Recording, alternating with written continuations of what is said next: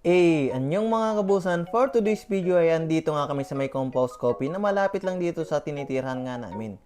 Holiday nga pala ngayon dito sa South Korea. Nagdiriwang sila ngayon ng Araw ng Kalayaan, both North and South. Kaya kami nga dito sa bahay ay walang pasok.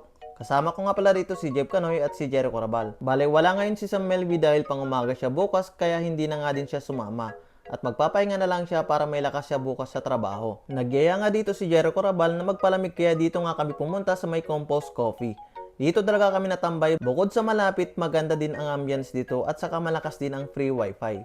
Bale, nag-order lang kami dito ng frappe, masarap ito at halos lahat na ata ay natikman na namin itong klase ng frappe nila dito. Tabing highway lang ito mga kabusan at saka bago lang itong mga building dito at halos isang taon pa nga lang. Itong endorser nga dito na Koreano ay grabe ang titig niya sa aming tatlo. Nagwagwapuhan siguro sa amin at ang lagkit ng tingin niya sa amin mga kabusan.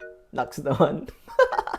Habang natambay nga kami dito ay may biglang mga dumating ng mga pulis. Mga pulis din dito na malapit sa tinitirhan namin at ang sipag nga nilang magronda.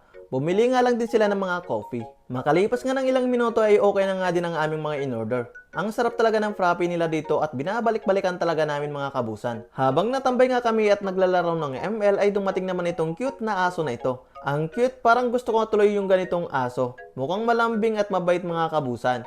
Sa tingin nyo mga kabusan, ano kaya ang breed nitong aso na ito at ang cute kasi talaga?